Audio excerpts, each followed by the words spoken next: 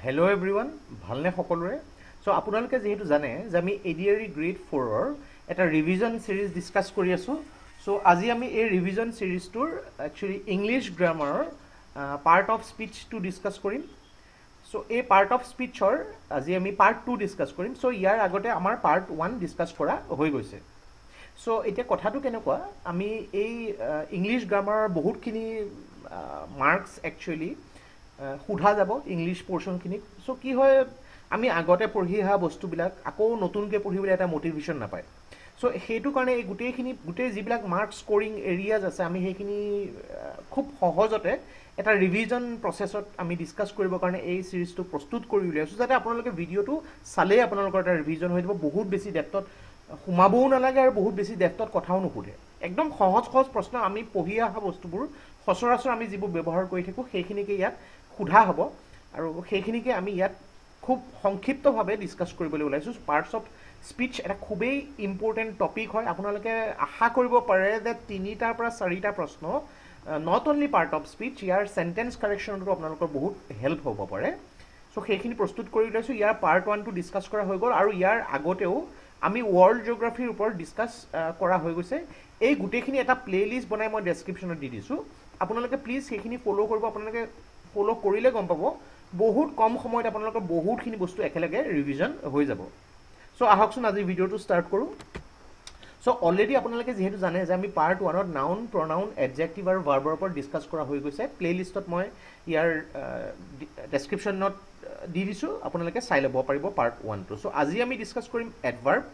প্ৰিপজিশন কনজাংকশ্যন আৰু ইন্টাৰজেকশ্যনৰ ওপৰত সো প্ৰথমতে আহোঁ আমি এডভাৰ্ব সো এডভাৰ্ব কি হয় এডভাৰ্বে কি কৰে কাখত থকা যিটো ভাৰ্ব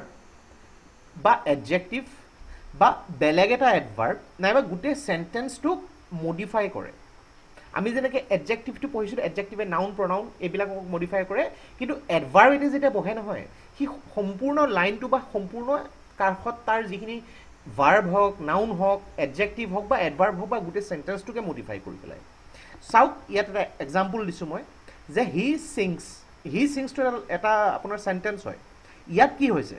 ভাৰ্ব সিং মানে গান গোৱাটো এটা ভাৰ্ব হয় সিংছ লাউডলি কেনেকৈ গায় লাউডলি বা সফটলি বা জেণ্টলি তেনেকুৱা ধৰণৰ গতিকে তেওঁ ডাঙৰকৈ গান গায় সো ইয়াত কেনেকৈ গান গায় ইয়াত ভাৰ্বটোক ই চেঞ্জ কৰিছে মডিফাইজ দ্য ভাৰ্ব সেইটো হ'ব এডভাৰ্ব নেক্সট যদি আমি ক'বলৈ যাওঁ দ্য বিল্ডিং ইজ ভেৰি টল এনেকৈও ক'ব পাৰিলেহেঁতেন দ্য বিল্ডিং ইজ টল মানে বিল্ডিংটো ওখ কিন্তু কিমান ওখ অলপ ওখ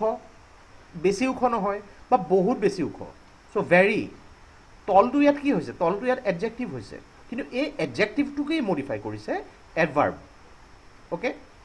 নেক্সট যদি আমি এটা এক্সাম্পল চাবলৈ যাওঁ the drama ended two quickly তাৰমানে নাটকখন বহুত সোনকালে শেষ হৈ গ'ল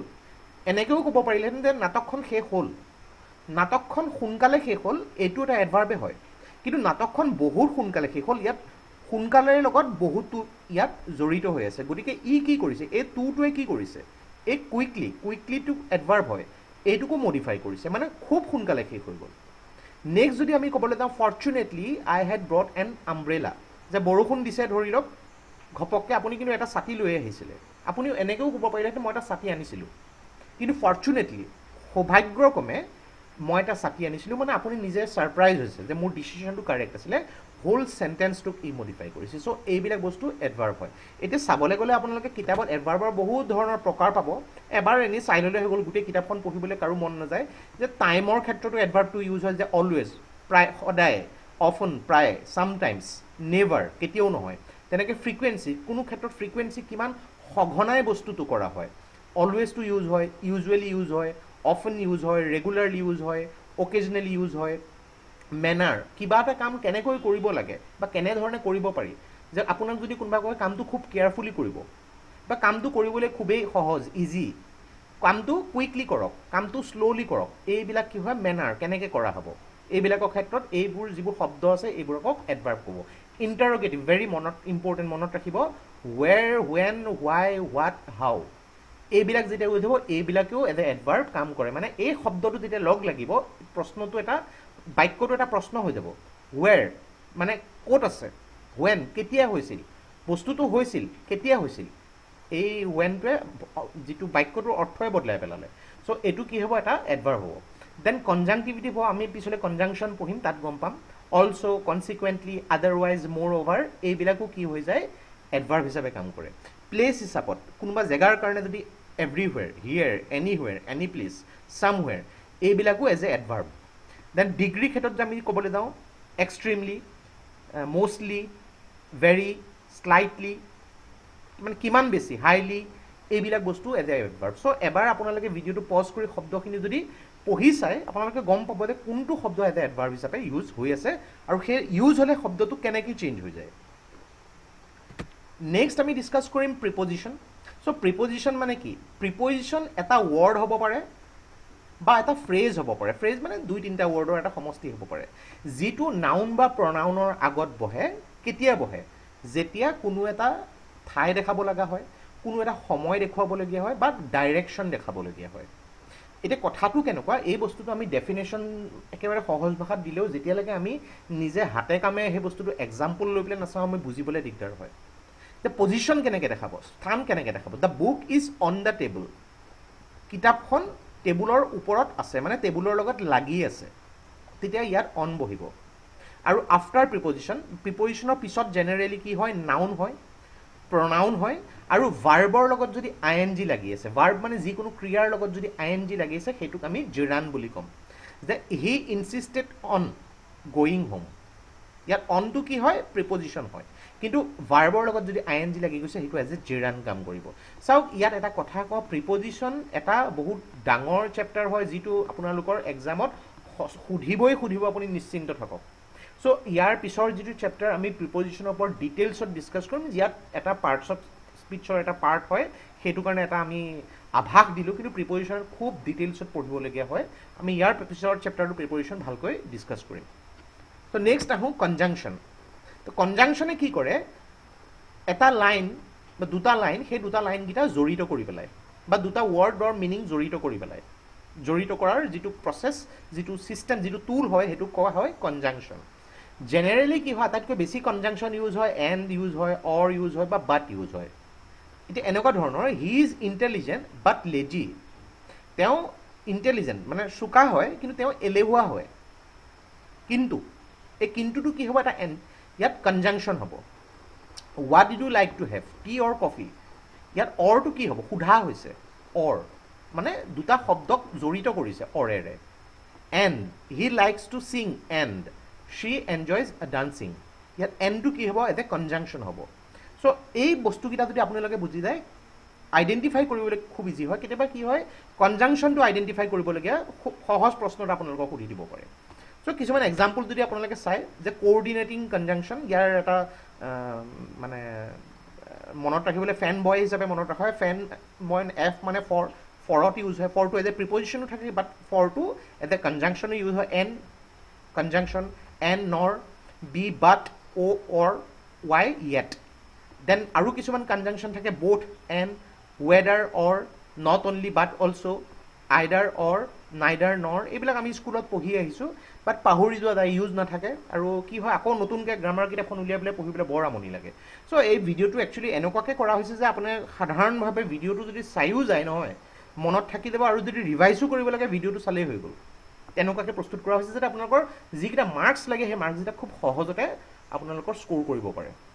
নেক্সট আমি আহিম ইন্টাৰজেকশন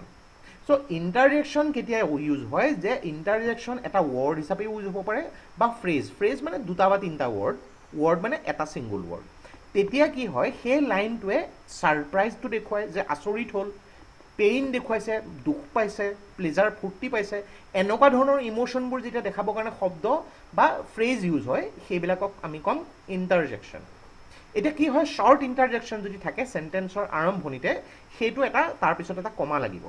কিন্তু ইন্টাৰজেকশনে যেতিয়া এটা সেন্টেন্স ফৰ্ম কৰে সেই ইন্টাৰজেকশনটো এটা ফুল ষ্টপৰ লগতো হ'ব পাৰে এটা কোৱেশ্চন মাৰ্কৰ লগতো হ'ব পাৰে বা এক্সক্লেমেশন মাৰ্ক দিও হ'ব পাৰে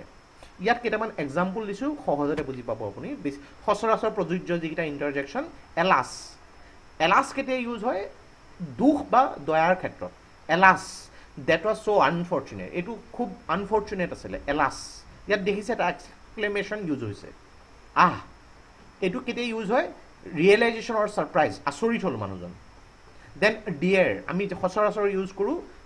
দুখ বা ইয়াত দয়া দেখাবৰ কাৰণে বা ছাৰপ্ৰাইজ দেখাবৰ কাৰণে oh' dear I feel really bad for what happen to you ইয়াত এটা পিটি দেখুওৱা হৈছে অ'কে ইয়াত এক্সক্লেমেশ্যন চিনটো ইউজ হৈছে ইয়াত দেন হেই ছাৰপ্ৰাইজৰ কাৰণে আপোনাৰ গৈ আছিলে কোনোবাই পিছফালৰ পৰা মাতিলে বা আপোনাক জনালে আচৰিত হ'ল আপুনি হেই লুক আউট ফৰ দ্য কাৰ আপোনাৰ কাৰখন চাওক আপুনি এক্সক্লেমেশ্যন এটা ইউজ হৈছে হুৰে এক্সপ্ৰেছ মানে ফূৰ্তি দেখুৱাবৰ কাৰণে হুৰে উই ফাইনেলি ক্লিয়াৰ দ্য টেষ্ট ফূৰ্তি নিজৰ ইম'শ্যনটো দেখুৱাইছে ফূৰ্তি দেন অহ পেইন বা ছাৰপ্ৰাইজ দেখাবৰ কাৰণে ছাৰপ্ৰাইজৰ কাৰণেও হয় বা পেইন কাৰণেও হয় দেন আউচ পেইনৰ ক্ষেত্ৰত দুখ পাই গ'ল ছাপ'জ খোজকাঢ়ি আছিলে শ্লিপ কৰি গ'ল অলপ ভৰিত মুচুকা ফালে আউচ তেনেকুৱা ধৰণৰ ফিউ ইয়াত কি হয় ৰিলিফৰ কাৰণেও হ'ব পাৰে বা ইয়াত এক্সজষ্টেশ্যনৰ কাৰণেও হ'ব পাৰে বা ডিছগাষ্টিঙৰ কাৰণেও হ'ব পাৰে ফিউ যে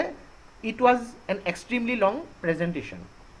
বা এটা মানে অশান্তি পাইছে সেইটো কাৰণে হ'ব পাৰে নিজৰ ইম'শ্যনটো দেখুৱাইছে চ' ইম'শ্যন বস্তুটো যেতিয়া আহিব সহজ ভাষাত যদি বুজাবলৈ যায় আপুনি যেতিয়া কোনো এটা লাইনত ইম'শ্যন দেখা পাব তাত এক্সক্লেমেশ্যন চিনটো দেখিবলৈ পাইছে তেতিয়াহ'লে সেইটো কি কোৱা হ'ব ইণ্টাৰজেকশ্যন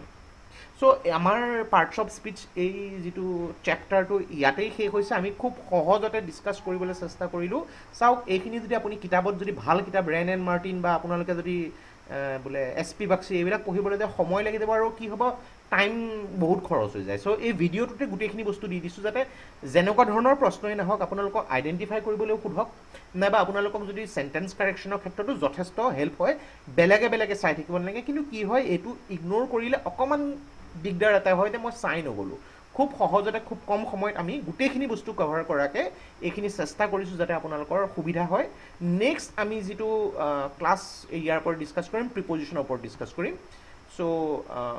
আৰু ইয়াৰ বাহিৰে আপোনালোকে চাওক যে ভিডিঅ'বিলাকৰ অকণমান ভিউজ কমি আছে আমাৰো অলপ বেয়া লাগে এটা দুটা ভিউজ হৈ আছে প্লিজ শ্বেয়াৰ কৰিব এইটো বস্তু বিকজ আপোনালোকৰ যদি আমি ছাপৰ্ট নাপাওঁ আপোনালোকে কি বিচাৰিছে সেইটো নাজানো আমি কেনেকৈ নিজকে শুদ্ধ কৰিম চ' যিকোনো ধৰণৰ ইম্পৰ্টেণ্ট টপিক যদি আপোনালোকে বিচাৰিছে যে 4th গ্ৰেড এক্সামৰ কাৰণে খুবেই ইম্পৰ্টেণ্ট আমি এইটো বস্তু এনেকুৱাকৈ প্ৰস্তুত কৰিছোঁ যাতে আপোনালোকে ভিডিঅ'টো চাই পেলাই মাৰ্কছ স্ক'ৰ কৰাত সহজ হয় বেলেগকৈ লিখি বা পঢ়ি থাকিব নালাগে আৰু এইখিনি চালেই হৈ যাব চ' আজি এই ভিডিঅ'টোত ইমানেই পাৰ্টছ অফ স্পীচ শেষ হ'ল আমি প্ৰিপেৰেশ্যন নেক্সট ষ্টাৰ্ট কৰিম আশা কৰিছোঁ ভিডিঅ'টোৰ পৰা বহুত লাভ হৈছে চ' ভিডিঅ'টো প্লিজ লাইক কৰিব ছাবস্ক্ৰাইব কৰিব আৰু শ্বেয়াৰ কৰিব so' take care thank you and জয় হিন্দ